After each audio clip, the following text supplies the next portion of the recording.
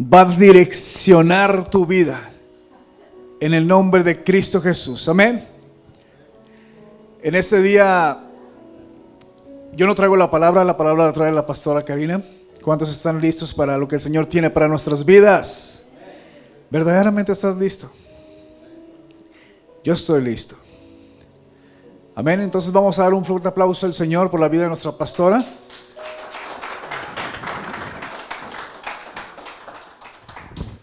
¿Cómo están?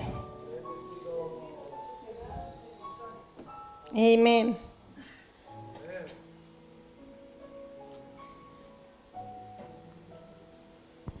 Bueno, pues el día de hoy tengo el privilegio de compartir la palabra de Dios. Hoy soy la cartera, ¿verdad?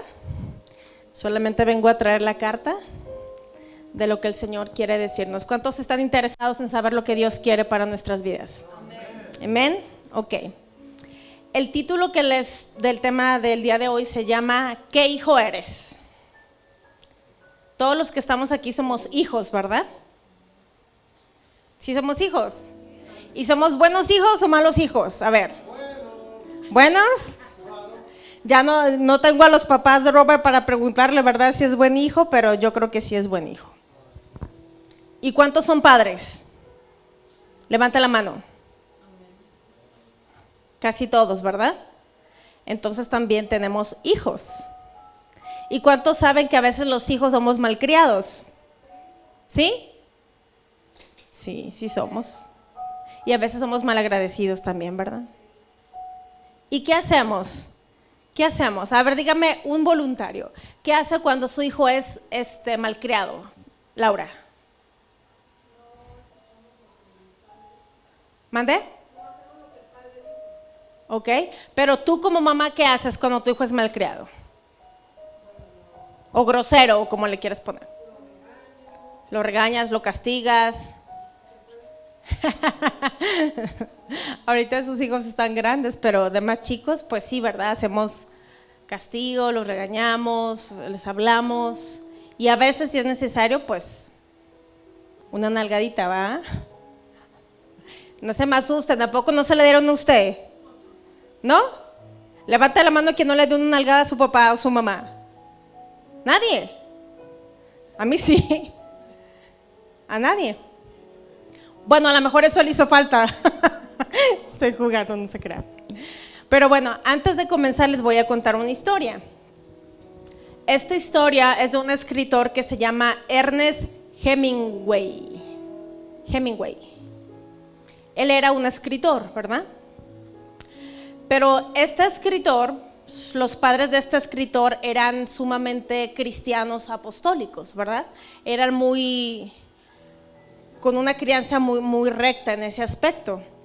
Y como él había decidido ser escritor y vivía una vida diferente a lo que ellos querían, ellos estaban sumamente enojados con él y decepcionados. Pero él un día escribió esto en un cuento. Él hablaba de un padre que estaba peleado con su hijo, ¿verdad? Pero un día el padre, lleno de arrepentimiento, escribe en el anuncio del periódico. Esto fue en España. Saca un anuncio en el periódico donde dice, su hijo se llamaba Paco, ¿ok? Y el padre, arrepentido de que tenía mucho tiempo que no veía a su hijo, escribe en el anuncio del periódico, Paco, encuéntrame en el Hotel Montana el martes al mediodía. Postdata, todo perdonado.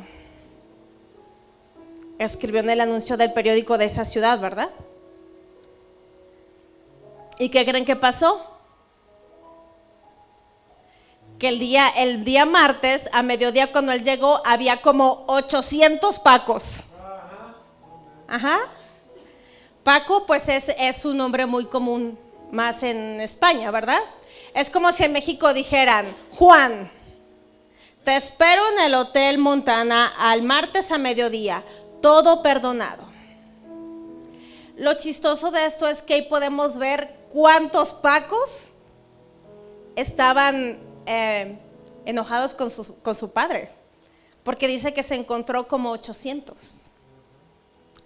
Y este escritor, Ernest, sabía muy bien y conocía lo que era la falta de gracia, pues nunca logró superar el resentimiento que tenía con sus padres, especialmente con su madre. Dice que su madre le decía esto: cuando los hijos nacen, se abre una cuenta bancaria para ellos, donde ellos poco a poco van sacando,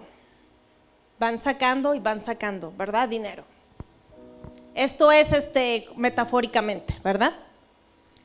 Pero no pueden meter dinero o meter a la cuenta porque son chicos, ¿verdad? Pero ella decía que cuando su hijo fuera grande tenía que empezar a restituir o a reponer todo lo que él había sacado. Y ella se dirigía a restituir de la manera que ella le decía a Ernest, al escritor le decía: si tú no desistes de vivir el estilo de vida que llevas y no recibes a Jesús como tu Salvador, no te quiero volver a ver en mi vida. ¿Y qué fue lo que pasó? Que Ernest nunca pudo superar ese resentimiento. ¿Por qué? Porque él no podía entender cómo un Salvador del que su madre alegaba tener hacía que detestara a su propio hijo. Esta es una historia, ¿verdad? Nosotros vivimos ahorita en una cultura sin gracia. ¿Por qué? Porque nos han enseñado que tienes que hacer esto para merecer esto. Tienes que trabajar para poder comer. Tienes que hacer esto para poder tener esto. Justo, ¿verdad? Llevamos que todo mundo pedimos nuestros derechos y que se haga justicia, pero se nos ha olvidado vivir en un mundo con gracia. Hay un predicador muy famoso que tiene un programa secular, que aparte que es pastor, tiene un programa secular. Y él dice que él mismo hizo una encuesta, ¿verdad? Y a cada artista que invitaba a su programa, si había la oportunidad, le hacía una pregunta. ¿Qué pregunta creen que era? La pregunta era: ¿qué te viene a la mente cuando te digo cristiano evangélico? Le preguntaba a todos sus invitados, ¿verdad? Tomemos en cuenta que sus invitados no eran cristianos. Muchos no conocían de Dios. ¿Y cuál creen que era su respuesta? Su respuesta era: pues un evangélico es gente religiosa que está en contra del aborto, que está en contra de los gays, que está en contra de esto, que está en contra del otro, que está en contra de eso. Dice que no hubo absolutamente ni una persona que dijera: bueno, un evangélico es una persona que nunca te juzga y te recibe. Todas las respuestas eran personas religiosas ¿por qué se oye personas religiosas, en pocas palabras, que desechan a los demás, que no dan oportunidad a los demás. Cuando yo escuché esto dije: qué triste ese concepto. Pero ¿sabes qué? La verdad es que sí. La verdad es que cuando una persona está mal, lo último en lo que piensa es poder ir a la iglesia. ¿Sabes por qué? Porque se siente rechazado o porque se siente juzgado, ¿verdad? ¿Sabemos eso? ¿Ok? ¿Cómo conoces que una persona es cristiana? ¿Cómo reconoces? ¿Qué tienen que ver en ti para que digan: oh, él es un cristiano? ¿O él es una persona que conoce al Señor? Muchos decimos: no, pues si lo escuchas que ora bien. ¿Escucho algo en el micrófono? Ok. Si escuchas que ora bien, si lo ves que predica bien, ¿verdad? O simplemente te habla del Señor. Pero realmente la carta de presentación que tendríamos que tener cada uno de nosotros, como lo dice la palabra en el libro de Juan, capítulo 13, versículo 35. En esto conocerán todos que sois mis discípulos, si tuvieres amor unos con los otros. No dice el que ore mejor, no dice el que ayune más, el que esté de rodillas más tiempo. Dice, conocerás que sois mis discípulos si tuvieren amor los unos por los otros. Ahora yo les hago esta pregunta, ¿verdaderamente tenemos amor el unos por los otros? Porque es fácil amar al que nos ama, ¿verdad? Pero al que no nos ama, ¿es fácil amarlo? No. Les voy a contar una historia muy conocida en la palabra de Dios. ¿Cuántos han escuchado del hijo pródigo? ¿Ok? Les voy a leer la historia, está un poquito larga, pero es necesario que se las lea. Esta historia se encuentra en el libro de Lucas, capítulo 15, versículo del 11 al 32. Esta es la parábola del hijo pródigo. Dice, un hombre tenía 2 hijos, y el menor de ellos dijo a su padre, Padre, dame la parte de los bienes que me corresponde, y les repartió los bienes. No muchos días después, juntándolo todo, el hijo menor se fue lejos a una provincia apartada, y allí desperdició sus bienes viviendo perdidamente. Y cuando todo lo hubo malgastado, vino gran hambre en aquella provincia, y comenzó a faltarle. Y fue y se arrimó a uno de los ciudadanos de aquella tierra, el cual envió a su hacienda para que apacentara a los cerdos. Pero nadie le daba. Él, volviendo en sí, dijo, ¿Cuántos jornaleros en casa de mi padre tienen abundancia de pan, y yo aquí perezco de hambre? Me levantaré e iré a mi padre y le diré, Padre, he pecado contra el cielo y contra ti. Ya no soy digno de ser llamado tu hijo. Hazme como a uno de tus jornaleros. Y levantándose vino a su padre, y cuando aún estaba lejos, lo vio su padre, y fue movido a misericordia. Y corrió y se echó sobre su cuello y le besó. Voy a parar ahí un poco. ¿Cuántos de nosotros, si nuestro hijo nos pide su herencia, se la das y se va y derrocha todo, y meses después lo viéramos venir arrepentido? ¿Cuántos de nosotros lo recibiéramos como este padre? ¿Le extendería los brazos o le dijera, no, vete por donde veniste porque tú te lo buscaste? ¿Cuántos rechazarían a su hijo? Nadie. Yo creo que no, ¿verdad? Dice que este padre fue movido a misericordia. Se echó sobre su cuello y le besó. En el versículo 21 dice, y el hijo le dijo, Padre, he pecado contra el cielo y contra ti, y ya no soy digno de ser llamado tu hijo.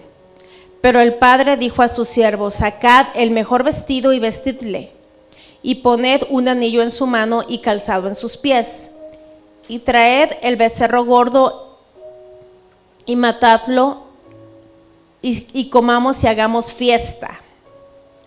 Porque mi hijo era muerto era y ha revivido. Se había perdido y ha sido hallado. Y comenzaron a regocijarse. Imagínate que tu hijo se porte mal. Normalmente, en vez de hacerle ¿cómo te digo? Una fiesta, ¿le harías una fiesta? A lo mejor lo recibes con los brazos abiertos, pero no le haces una fiesta. ¿O sí? Dígame. ¿No va? Pues este padre hizo una fiesta, le puso los mejores vestidos y dice que todos se regocijaban. Pero había un hermano mayor, el hijo mayor, dice, y su hijo mayor estaba en el campo, y cuando vino y llegó cerca de la casa, oyó la música y la danza, y llamando a uno de los criados le preguntó que qué era aquello. Él le dijo, tu hermano ha venido y tu padre ha hecho matar al becerro más gordo por haberle recibido bueno y sano. Entonces, ¿qué creen que hizo el hermano mayor? Se enojó. ¿En qué dije que era conocido que éramos discípulos de Jesús? En el amor los unos por los otros. Pero él ni siquiera tenía el amor por su propio hermano, ¿ok?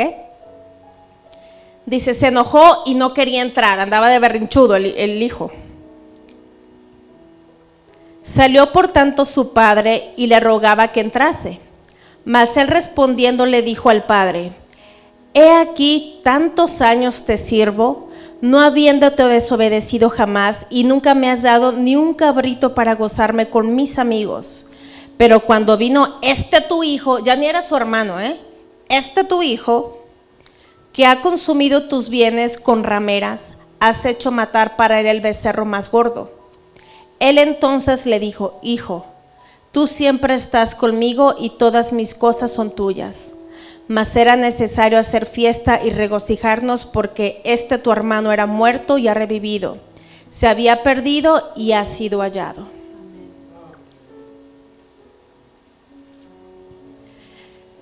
Te voy a platicar algo. En el libro de Deuteronomio, capítulo 21, versículo 17, dice que por costumbre, cuando el padre repartía la herencia, siempre al primer hijo, que era el primogénito, le tocaba doble, por ser el primero.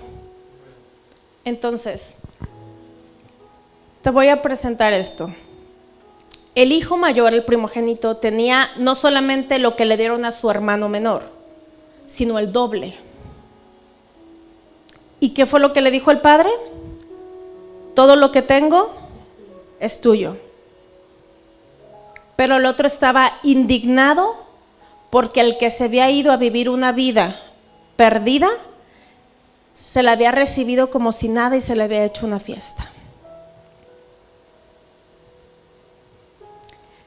¿A quién representa el hijo pródigo? ¿Representa a los incrédulos o quizá a los que se han apartado de la fe? El padre representa a Dios, ¿verdad? ¿Y el hijo mayor a quién cree que representa? A nosotros, a la iglesia de Dios. El hijo mayor representa el establecimiento religioso del día. En nuestro caso, los creyentes de la iglesia desde hace mucho tiempo. Vamos a ser sinceros. Van a cooperar conmigo, van a participar. Dígame de esta historia, ¿a quién se le hace justo? La verdad. ¿A quién se le hace justo que el padre haya recibido bien al hijo pródigo? ¿A quién se le hace justo? ¿A quién se le hace injusto? Levante la mano. Oh, pues, ¿se les hace justo o injusto? ¿Ah? ¿Es justo que lo haya recibido así? Injusto. Justo. ¿Estás seguro? ¿Usted hubiera recibido así a su hijo? Dígame la verdad. Viéndolo desde afuera es injusto. Es injusto. A los ojos de nosotros, humanamente, es injusto. Porque el hijo que estuvo ahí siempre, el hijo que siempre está, es más, mientras estaban haciendo fiesta porque el hijo pródigo llegó, el otro estaba trabajando. Dice que llegó y dijo, ¿y esta fiesta qué? ¿A qué se debe? No, es que tu hermano llegó y tu padre lo recibió y el otro se enojó. Es que verdaderamente así somos nosotros. Se nos hace injusto muchas veces lo que Dios hace con otros. Claro, no fuéramos nosotros la ovejita 100 porque se nos hiciera justo, ¿verdad? ¿Sabes cuándo tiene razón de ser la parábola de las 99 ovejas y que una se pierde? y Jesús va a buscar la que se perdió y deja los 99. ¿Sabes cuándo tiene razón de ser para ti? Cuando tú eres la oveja número 100. Porque mientras seas de las 99 es injusto. Es injusto que el pastor te deje, siendo que tú has estado ahí fielmente por ir a buscar a una que está perdida. Pero cuando tú eres la perdida, es cuando todo cobra sentido, ¿verdad?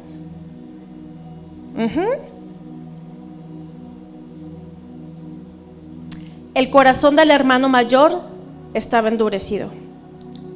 ¿Tenía derecho a enojarse? Ya dijimos, si lo vemos humanamente, sí tenía derecho a enojarse. El hermano mayor es como los líderes religiosos de la época de Jesús. Odiaban el hecho de que Jesús se juntara con los pecadores. No parecía justo porque los buenos y los perfectos eran ellos. También representa a las personas religiosas de hoy que dan años de su servicio y obediencia a Dios sin ninguna celebración. La obediencia por deber en lugar de la relación amorosa con Jesús funciona sin amor. Creo que cualquiera de nosotros probablemente estaría un poco molesto si esto le sucedería. Nos hemos centrado más en que Dios nos recompense por nuestra devoción continua y querer sentarnos en sus bendiciones que en celebrar nuestra salvación y luego buscar a los perdidos para llevarlos al Padre. ¿Qué quiere decir esto? Que la mayoría de nosotros nos hemos acomodado, y si tú estás sirviendo en un ministerio por muchos años y te sientes con la con el derecho de poder reclamar: yo he estado aquí fielmente, yo diezmo, yo sirvo. Pero ahí del pastor que no te dé la atención que tú quieres y se la dé a uno que va llegando, porque ahí estamos en problemas.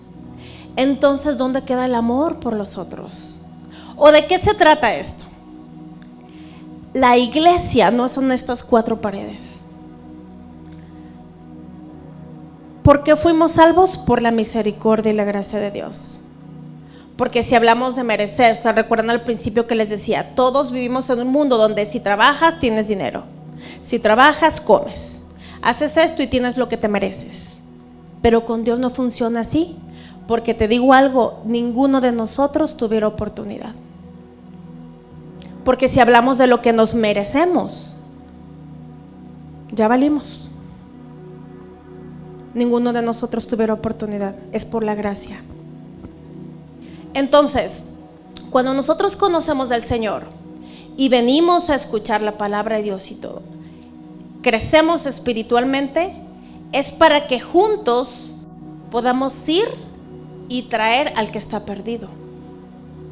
No para que te sientas con el derecho de mandar al infierno a los demás. Pero normalmente así son las iglesias hoy en día. ¿Sabes qué dicen? Yo soy perfecto, yo me voy a salvar, tú no te mereces la oportunidad. O llega alguien y es más, no tenemos a veces ni que abrir la boca para que esa persona se sienta rechazado. Está fuerte, ¿no?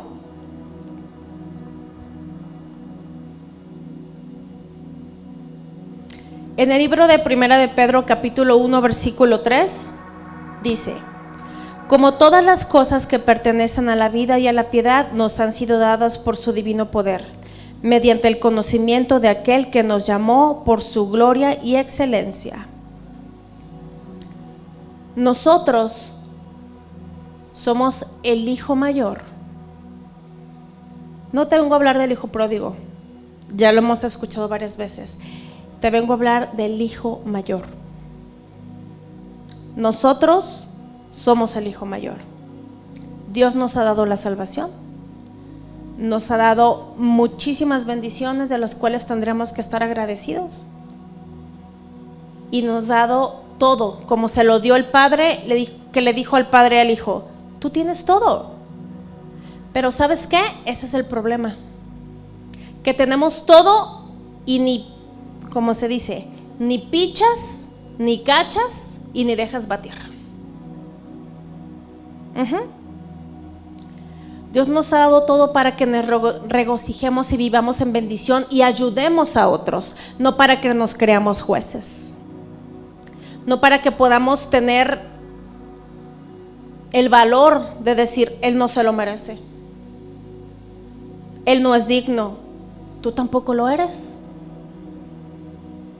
o lo eras, y estás viviendo en la bendición como el hijo mayor vivía en la casa del padre. Dice, tú nunca has matado un becerro y para que yo coma con mis amigos. No necesita que el padre lo mate, él lo hubiera hecho, era el dueño de todo, el doble de lo que su hermano tenía. Es más, el padre ya no era dueño de nada porque dio su herencia en vida. Si el hijo mayor quería matar un becerro y hacer una fiesta, tenía la capacidad de hacerlo, pero nunca disfrutó. Porque a veces todo lo que Dios nos ha dado no lo valoramos. Pero sí, cuando viene alguien que vemos que se le da algo, no se lo merece. Si yo he estado aquí por tanto tiempo fielmente, ¿y de qué te ha servido? Si no tienes lo que Dios nos pide, el amor por tu hermano. Y no estoy hablando tan de sangre, sino cualquier persona. ¿Qué significa la gracia?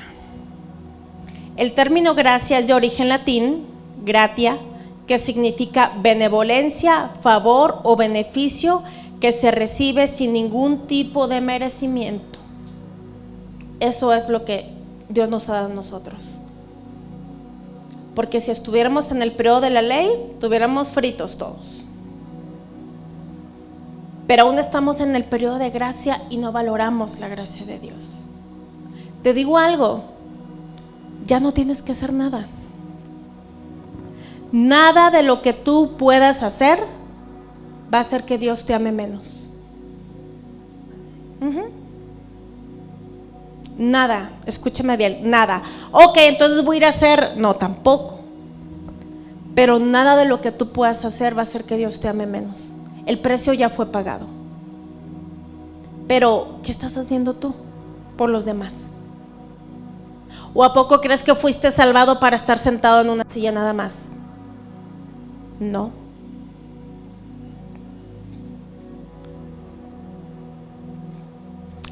En el libro de Efesios capítulo 2 versículo del 8 al 9 dice: porque por gracia sois salvos por medio de la fe.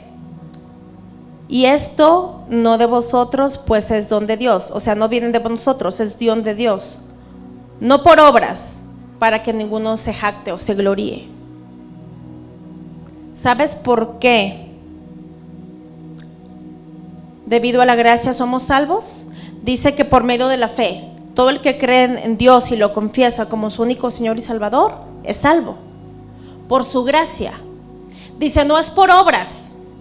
Porque si fuera por obras tendríamos la capacidad de decir, por lo que yo hice soy salvo. Y no. No hay nada que tú puedas hacer para ser salvo, más que tener fe en Dios y creer y recibirlo. Eso es todo lo que necesitas hacer. Pero no por tus obras.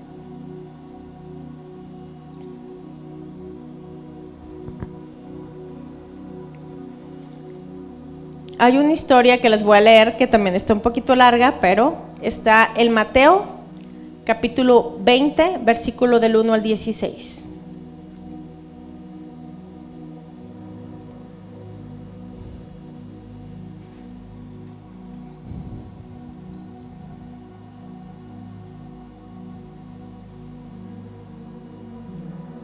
Espérame. Ok. Esta parábola habla de los obreros de la viña. ¿Cuántos la han escuchado? Escucha bien. Dice, porque el reino de los cielos es semejante a un hombre, padre de familia, que salió por la mañana a contratar obreros para su viña. Y habiendo convenido con los obreros en un denario al día, les envió a su viña.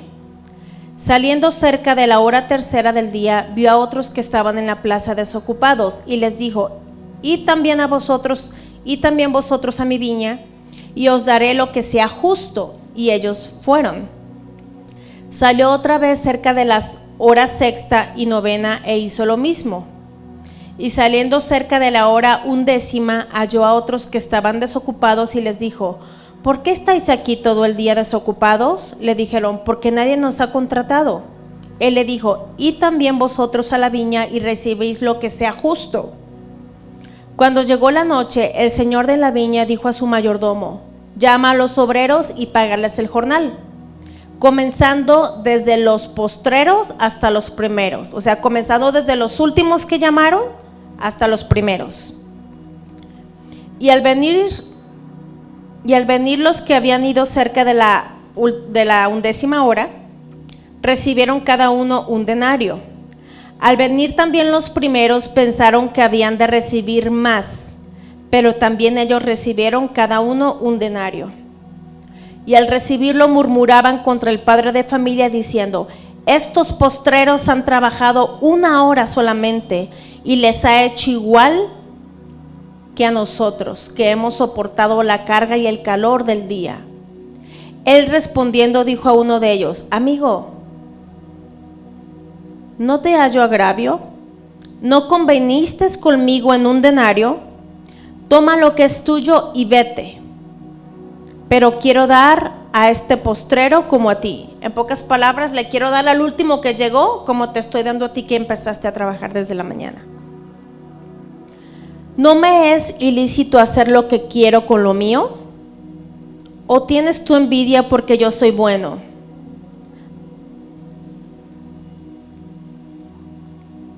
Volvemos a lo mismo. ¿Es justo? Ok. ¿Y quién le está pagando? ¿Quién le está pagando? El padre de familia, ¿verdad? El Señor que los contrató. Fíjate cómo somos los seres humanos. Les llamó a trabajar a unos desde la mañana y así cada hora iba pasando, iba a la plaza a ver si había más jornaleros y los invitaba a trabajar. El que estuvo desde la mañana le pagó lo mismo que el que solo trabajó 1 hora. Humanamente es injusto. Pero ¿quiénes somos tú y yo para decir que es injusto? ¿Les quedó mal el padre de familia? No. Le dijo: te voy a pagar lo de un día de salario, un denario. Y le pagó. No fue injusto. Pero esa persona, la que vino a trabajar desde la mañana, no estaba pensando en si fue injusto con él, sino estaba enojado porque hizo lo mismo con los que solo trabajaron 1 hora. Pero ¿quién le estaba pagando? No era su dinero el que le estaban pagando. No le dieron menos a él para darle al otro igual. Le dieron lo que habían convenido. Entonces, en esta parábola le dice el padre de familia: ¿por qué te enojas? ¿Estoy siendo injusto contigo? ¿Te dije que te iba a pagar esto, sí o no? Sí. Entonces, ¿por qué te enojas? ¿Porque soy bueno con los demás? Y así nosotros somos con Dios. Nos sentimos a veces con el derecho de creer que nos merecemos más porque hemos trabajado más, o hemos sido más fieles, o hemos estado aquí toda la semana, o no hemos faltado a ningún servicio, o hemos orado más, o estoy en el grupo de ujieres, o estoy en el grupo de intercesión. Entonces yo me merezco más que el que no ha hecho nada. Pero el que paga no eres tú, es Dios. Y Dios hace lo que se le pega la gana. Así de fácil. A veces nos podemos preguntar: ¿es injusto? A lo mejor para nuestros ojos sí, pero para los ojos de Dios no. Para los ojos de Dios, de nuestro Padre, todos tenemos la misma oportunidad. Y se mueve más a misericordia con el que más lo necesita. En un lugar de emergencias, si va uno con una gripa y va uno con un ataque cardíaco, ¿a cuál van a atender más primero? ¿A cuál van a atender primero? Al del ataque, ¿verdad? Pero el de la gripa, ahí con la gripa renegando: ¿por qué lo atendieron a él si solo tiene un infarto? Así es el Señor. ¿qué no nos dio ese ejemplo cuando vino a hacerse hombre aquí a la tierra para enseñarnos? ¿Por quién iba ellos? ¿Por los que sabían de la palabra? ¿Por los que se creían perfectos? No. ¿Vino por quién? ¿Ah? Por los pecadores, por los que no conocían de Él, por los que estaban perdidos.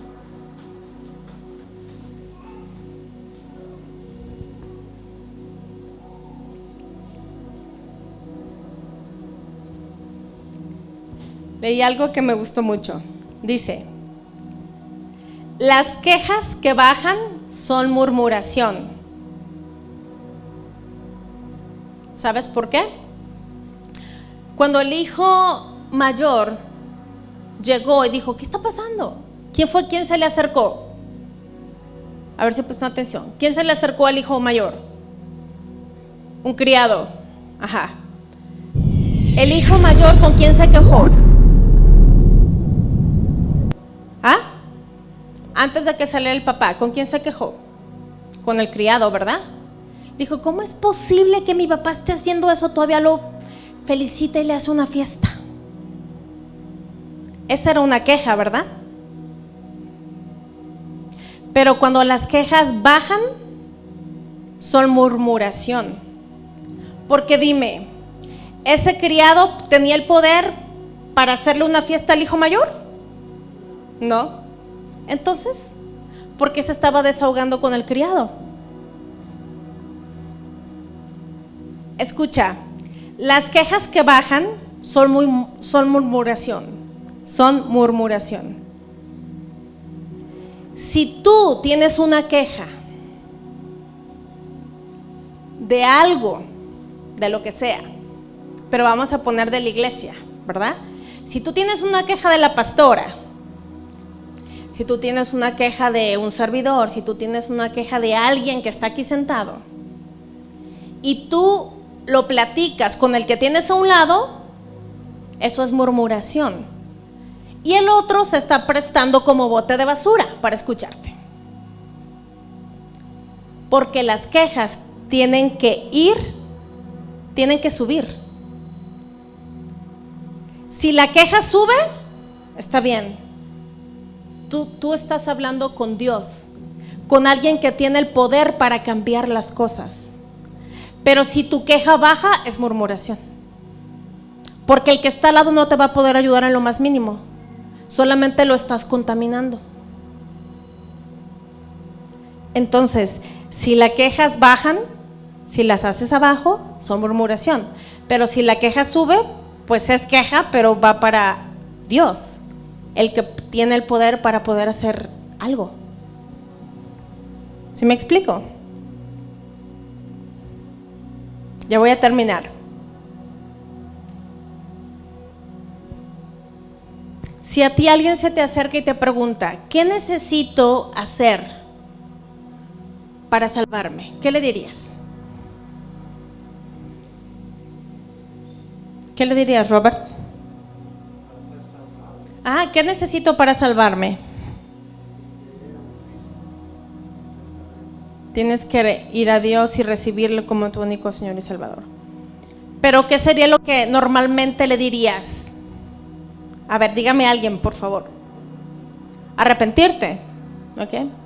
¿Alguien más?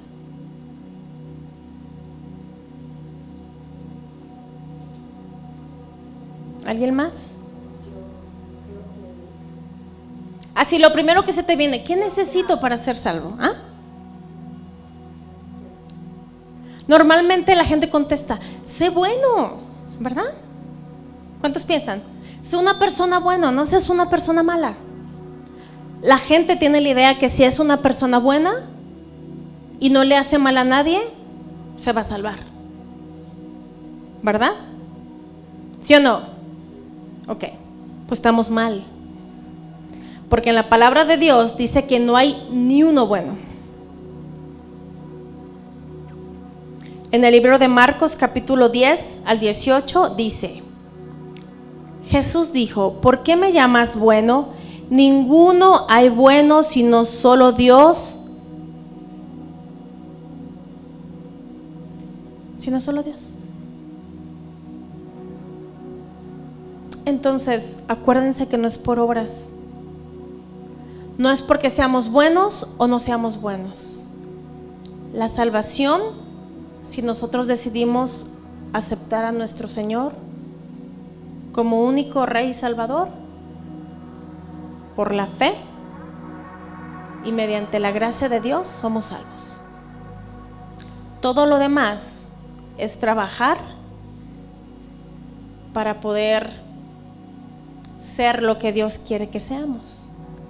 Y te lo voy a resumir. No te estoy hablando de ser pastor, de ser profeta, de ser evangelista. Lo único que Dios nos pide es que nos amemos unos con otros, que lo amemos a Él y que nos amemos unos con otros, y que dejemos el síndrome del hijo mayor. La pregunta cuando comencé el tema era: ¿qué hijo eres? ¿Eres el hijo pródigo o eres el hijo mayor? La verdad, yo prefiero ser el hijo pródigo, porque sé que la gracia y la misericordia de Dios te toma y comienzas nuevamente. Pero estar con todas las bendiciones que Dios te ha dado en una posición, y cuando digo posición no es con un cargo, en la posición que tú estás ahorita, y todavía quejarte cuando ves la injusticia, o que nosotros decimos: es que no es justo, tú sabes todo lo que hizo esa persona, ¿y a ti qué?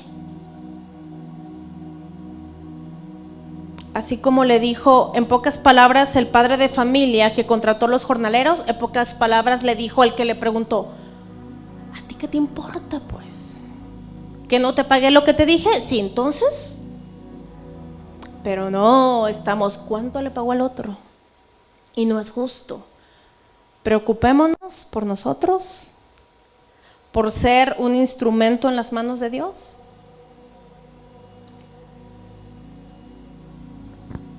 Preocupémonos por movernos en misericordia. Dice la palabra de Dios: da de gracia lo que recibiste de gracia.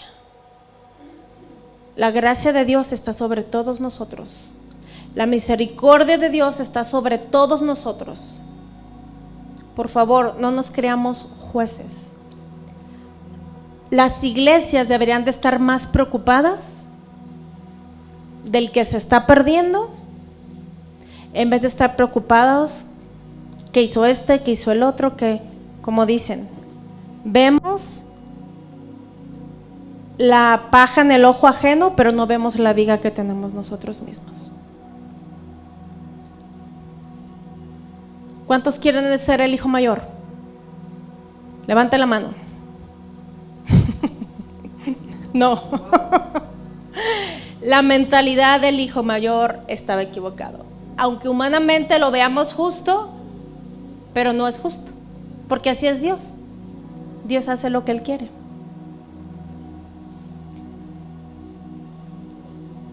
Por último,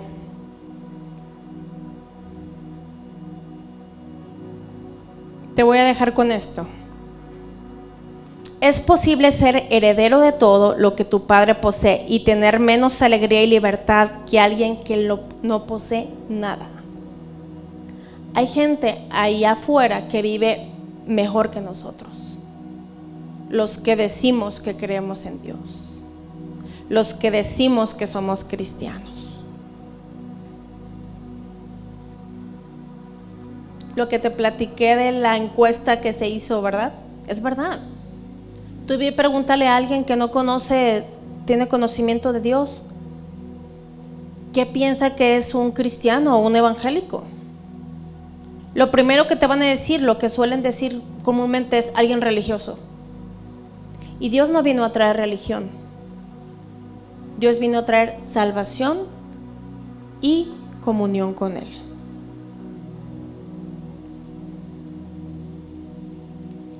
No nos creamos la última Coca-Cola del desierto. Aunque Dios nos ha dado todo, como el padre, como el hijo mayor tenía en la casa del padre, lo tenía todo. tenía 2 veces más de lo que tenía su hermano y aún se estaba quejando. ¿Por qué? Porque aunque lo tengamos todo, no lo disfrutamos. ¿Sabes por qué? Porque estamos viendo siempre lo que tiene el otro y lo que nos falta a nosotros, sin preocuparnos lo que ya Dios nos ha dado y cómo vamos a hacer con lo que Dios ya nos ha dado. Es posible ser heredero de todo lo que tu padre te ha dado y tener menos alegría y libertad que alguien que no posee nada.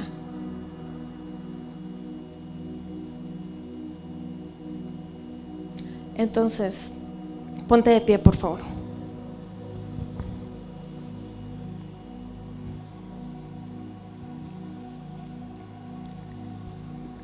Entonces, de ahora en adelante, ¿quién quiere el síndrome del hijo mayor?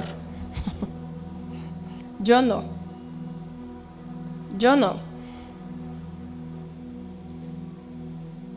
Yo prefiero que puedas ver en mí todas las imperfecciones del mundo si tú quieres.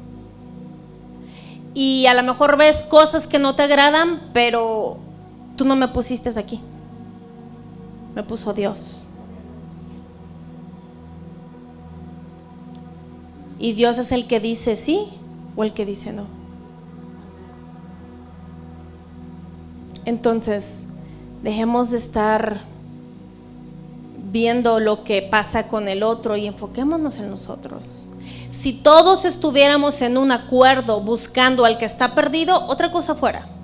Esta iglesia estuviera llena de gente que necesita saber que es digno y que necesita saber que hay una oportunidad para ellos. Pero si nos presentamos como perfectos, nadie va a entrar por esa puerta.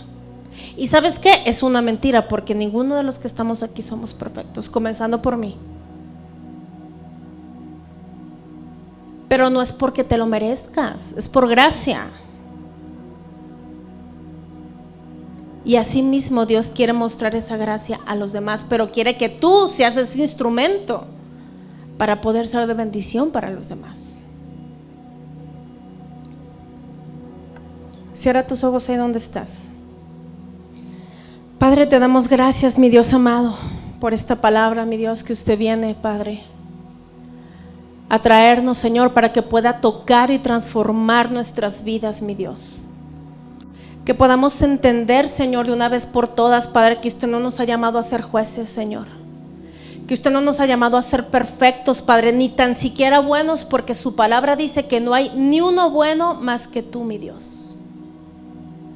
Que podamos entender, Señor, que esto se trata de movernos a misericordia, mi Dios.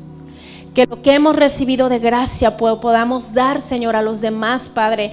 Que cada persona que tú pones en nuestro camino, Señor, sea donde sea, Padre, que podamos llevar una palabra de aliento, Señor, a cada una de estas vidas, mi Dios. Que podamos ser lugares donde la gente anhele poder venir y presentarse sin necesidad de sentirse rechazado, Padre. Señor, te pido que quites, Padre, todo síndrome, Señor, de hijo mayor, Padre, que podamos tener, Padre, creyéndonos jueces, creyéndonos justos, creyéndonos perfectos, Padre, y creyéndonos merecedores de todo por nuestras obras, Señor. Te pido que puedas redarguir nuestros corazones, Padre. Que esta palabra pueda llegar a nuestros corazones y que pueda haber una transformación genuina, Padre, delante de ti, mi Dios. Porque tú no bendices apariencias, Señor. Lo mejor que podemos hacer es presentarnos delante de ti, Señor, tal y como somos. Porque tú nos conoces, tú nos formaste. Tú sabes aún nuestros pensamientos, aún antes de abrir nuestra boca, Padre. Y te pido, Señor, que cada uno de los que estamos aquí podamos tomar en cuenta, Señor, esto. Y podamos comenzar a actuar de una manera diferente, Señor, y movidos por gracia y amor por nuestros hermanos. Te lo pedimos en el nombre poderoso de Jesús. Y todos dicen, amén.